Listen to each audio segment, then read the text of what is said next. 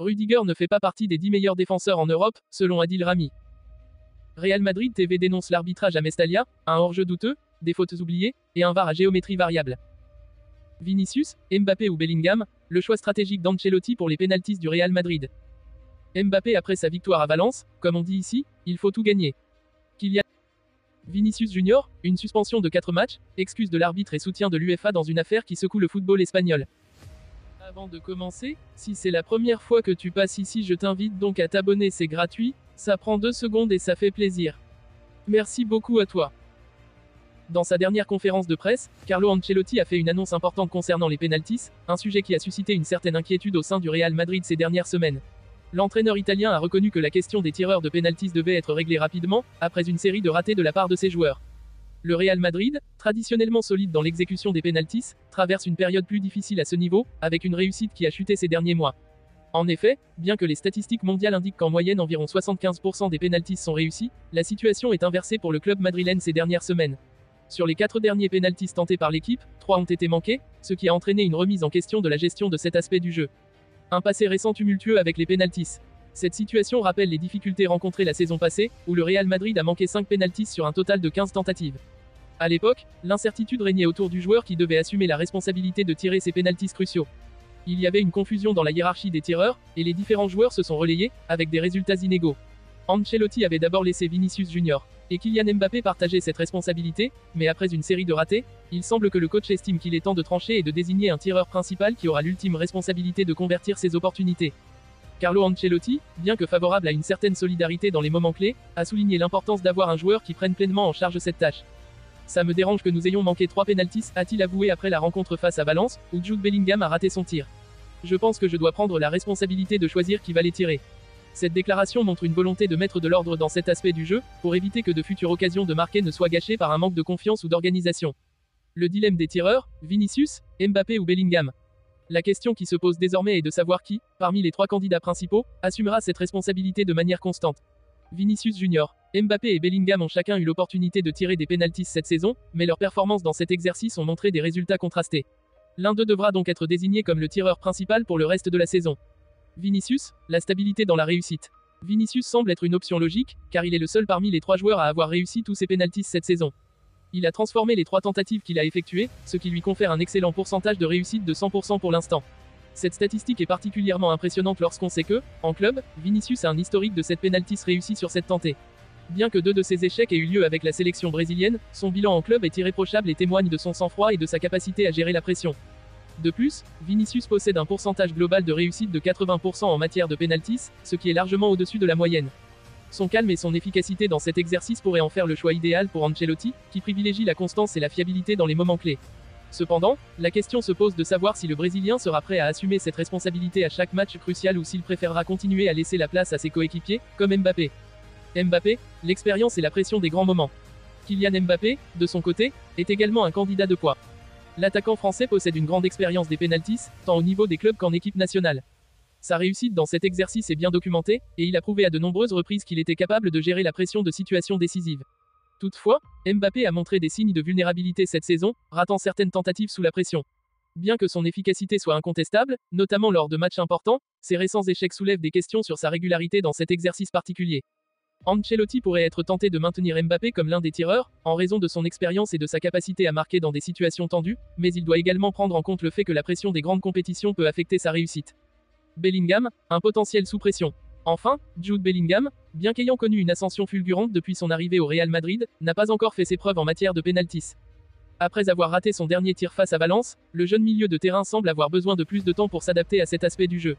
Sa grande maturité et sa capacité à prendre des responsabilités dans d'autres secteurs du jeu ne font aucun doute, mais sa gestion des pénaltys reste un point d'interrogation. Néanmoins, sa soif de succès et son état d'esprit combatif pourraient lui permettre de surmonter cette épreuve et de devenir un tireur de pénalty fiable à l'avenir. Ancelotti, une décision stratégique pour l'avenir du Real Madrid. Ancelotti, conscient de l'importance des pénaltys dans la quête de trophées, devra prendre une décision forte et stratégique. La hiérarchie des tireurs de pénaltys au Real Madrid pourrait avoir un impact direct sur les résultats de l'équipe dans les moments décisifs des compétitions nationales et européennes. Choisir un tireur fixe offrirait à l'équipe une certaine stabilité et permettrait d'éviter les incertitudes, mais cela nécessitera une réflexion approfondie sur la capacité des joueurs à gérer cette pression. Le Real Madrid, pour continuer à briller sur la scène européenne et nationale, doit assurer une efficacité maximale sur ses coups de pied arrêtés. Si la situation actuelle laisse place à la spéculation, une décision claire devrait rapidement être prise par Ancelotti, et il ne fait aucun doute que cela pourrait jouer un rôle déterminant dans les performances futures du club. Qui d'entre Vinicius, Mbappé ou Bellingham sera désigné pour les tirs au but? Ce choix semble crucial pour l'avenir immédiat du Real Madrid. Mbappé après sa victoire à Valence, comme on dit ici, il faut tout gagner. Kylian Mbappé, récemment élu meilleur joueur du Real Madrid pour le mois de décembre par les fans du club, a reçu son trophée avec une humilité qui contraste avec la grande célébrité qui l'entoure. Mais derrière ce sourire discret, l'attaquant français a exprimé sa détermination et son ambition de poursuivre sa quête de succès avec l'équipe, tout en restant concentré sur les nombreux défis à venir. Dans ses premières déclarations après la remise du prix, Mbappé a mis en avant l'excellente dynamique dans laquelle se trouve l'équipe du Real Madrid, qu'il qualifie de « bon moment » pour lui-même et ses coéquipiers. L'équipe et moi sommes dans un bon moment, a-t-il déclaré. Nous avons très bien commencé l'année avec une victoire difficile à Valence. C'était un match très compliqué, mais nous avons montré notre caractère en l'emportant dans les dernières minutes. C'est un signe très positif pour la suite de la saison. Pour Mbappé, cette victoire arrachée dans les derniers instants symbolise l'esprit de combat de l'équipe, un trait essentiel dans la quête de nouveaux titres. Ce match à Mestalla, où le Real Madrid a su inverser la tendance pour s'imposer 1-2 grâce à un but crucial de Jude Bellingham, a été un véritable test pour les merengues. Gagner ce genre de match, dans les dernières secondes, ce n'est jamais facile. Mais c'est ce genre de victoire qui fait grandir une équipe, qui forge la confiance et qui nous aide à avancer sereinement vers les autres objectifs, a-t-il ajouté avec détermination. Après avoir évoqué cette belle dynamique, Mbappé a enchaîné en abordant les autres compétitions majeures qui attendent le Real Madrid dans les semaines et mois à venir. Nous entrons dans des compétitions très importantes. La Copa del Rey arrive, et c'est une compétition que nous voulons absolument remporter. Ensuite, nous avons la Supercoupe d'Espagne, un autre trophée que nous visons. Pour Mbappé, ces compétitions sont une étape clé dans la réussite de la saison et il se dit prêt à tout donner pour en sortir victorieux. Nous savons que chaque match sera un défi, mais il faut rester concentré et ambitieux. Le Real Madrid ne se contente jamais de moins que la victoire. Nous devons nous préparer à tout donner à chaque instant, car chaque titre gagné compte. La Supercoupe d'Espagne et la Copa del Rey sont de véritables objectifs pour les merengues, et Mbappé semble pleinement conscient de la pression qui accompagne ces compétitions. Toutefois, il garde la tête froide et reste déterminé. Nous devons continuer à jouer notre football, bien jouer, gagner, toujours gagner. Cela doit être notre mentalité. À Madrid, on ne se contente pas de performances passables, on vise toujours l'excellence, a-t-il insisté. Les médias ont également voulu savoir ce que signifiait pour lui d'avoir remporté le titre de meilleur joueur du mois de décembre. Mbappé a pris un moment pour remercier les fans du club pour leur soutien continu. Merci aux supporters d'avoir voté pour moi. C'est un honneur d'être élu par les fans, surtout dans un club comme le Real Madrid, où l'exigence est maximale. Décembre a été un mois fantastique, non seulement pour moi personnellement, mais aussi pour l'équipe.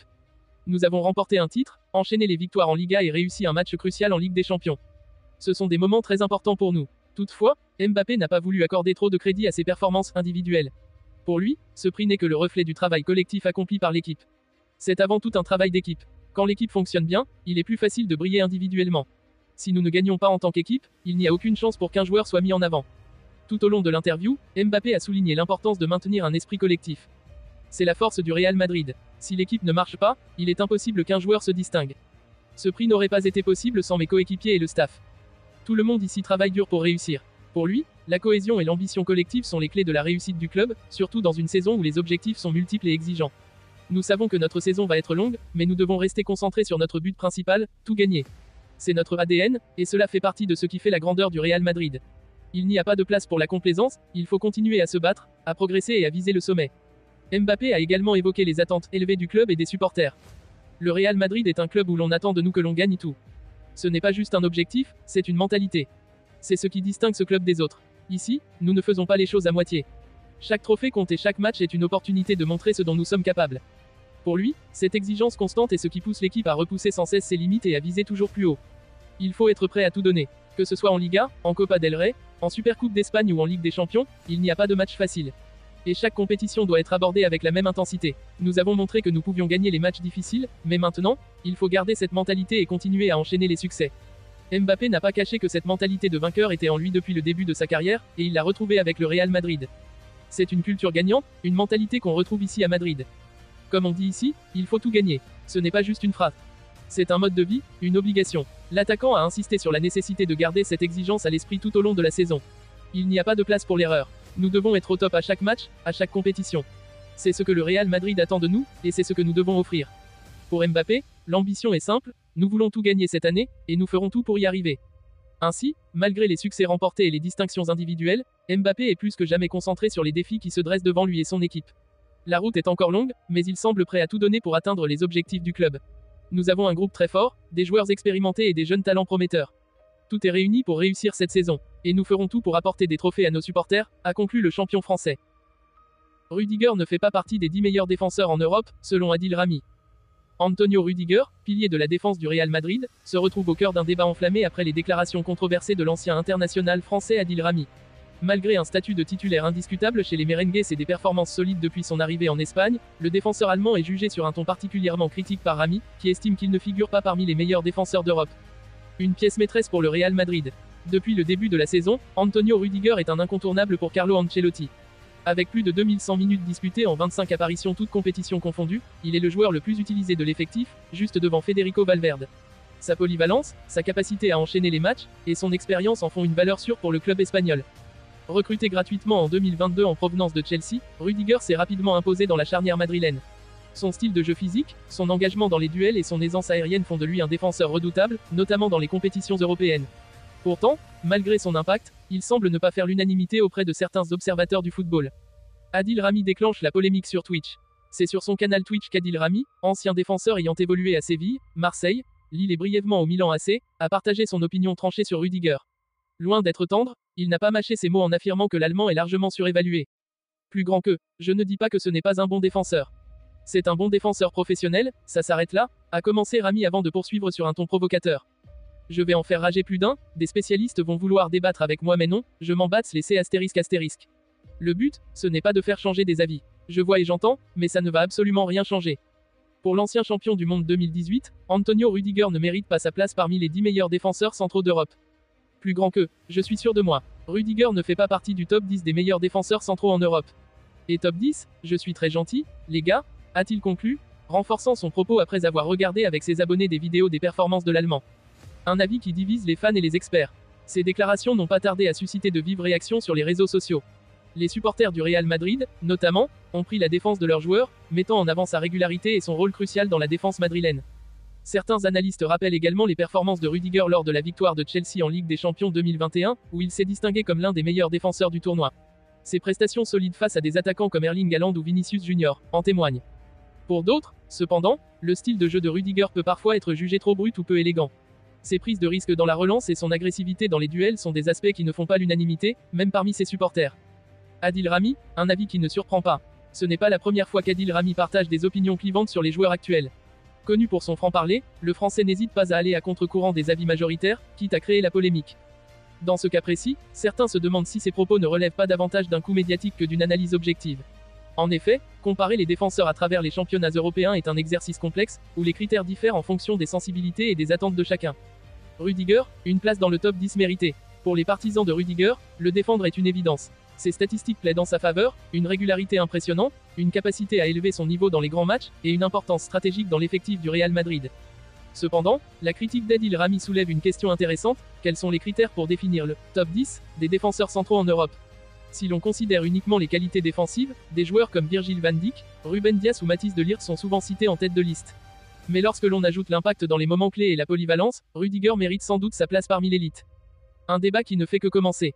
Quoi qu'il en soit, les propos d'Adil Rami ont relancé le débat sur la valeur réelle d'Antonio Rudiger. Si le joueur allemand ne semble pas affecté par ce genre de commentaires, il aura sans doute à cœur de prouver, sur le terrain, qu'il mérite sa place parmi les meilleurs défenseurs d'Europe. Avec une Liga et une Ligue des Champions encore en jeu cette saison, Rudiger aura de nombreuses occasions de faire taire ses détracteurs et de consolider son statut au sein de l'élite européenne. Mais pour l'instant, les discussions, elles, risquent de continuer. L'expulsion de Vinicius Junior lors du match contre Valence au stade Mestalla continue de susciter de nombreuses réactions. Après un geste jugé violent par les arbitres, l'attaquant du Real Madrid a été sanctionné par la Fédération Royale Espagnole de Football, RFEF, avec une suspension de 4 matchs, conformément à l'article 103 du règlement disciplinaire. Cependant, cette affaire va bien au-delà de la simple sanction sportive. Elle soulève des questions sur l'arbitrage en Espagne, l'utilisation du VAR, et la crédibilité des décisions prises sur le terrain.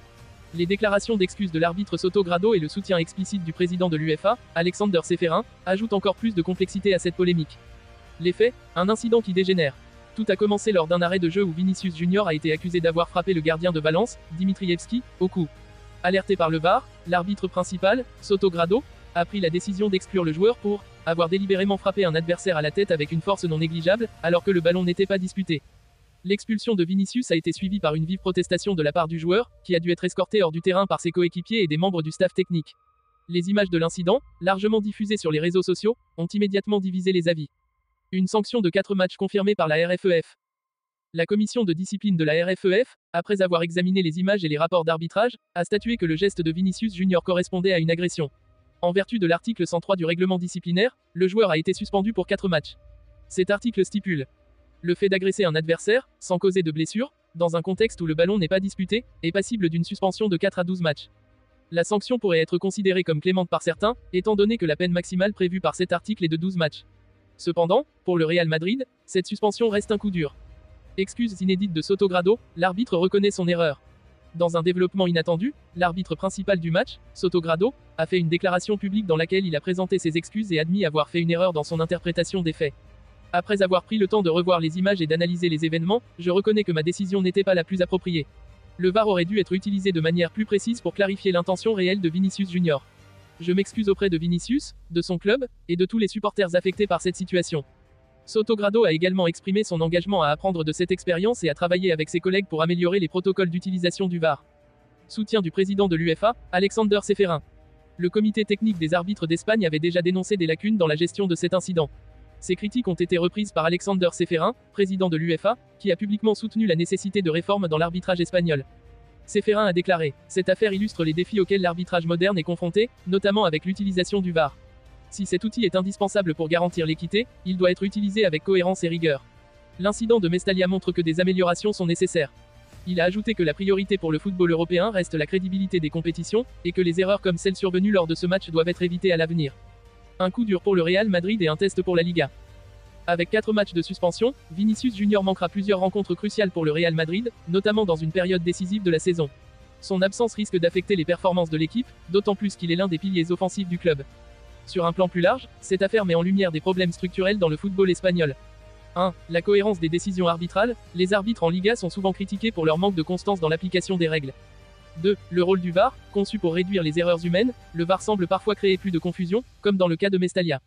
3. La confiance érodée, les polémiques répétées autour de l'arbitrage en Espagne sapent la confiance des clubs et des supporters. Un précédent pour l'avenir. Au-delà de la sanction sportive, l'affaire Vinicius Junior pourrait marquer un tournant dans la manière dont le football espagnol gère les décisions arbitrales et l'utilisation de la technologie. Les excuses publiques de Sotogrado et le soutien de l'UEFA montrent qu'il existe une volonté de tirer des leçons de cet incident. Pour Vinicius, ces 4 matchs d'absence seront l'occasion de réfléchir et de se concentrer sur son retour. Pour la Liga, c'est un rappel urgent de la nécessité de réformes pour restaurer la crédibilité et l'équité dans ces compétitions. L'affaire, qui a attiré l'attention du monde entier, démontre que le football ne se joue pas seulement sur le terrain, mais aussi dans les décisions prises en coulisses. Les prochaines actions de la RFEF et de la Liga seront déterminantes pour éviter que de tels incidents ne se reproduisent à l'avenir.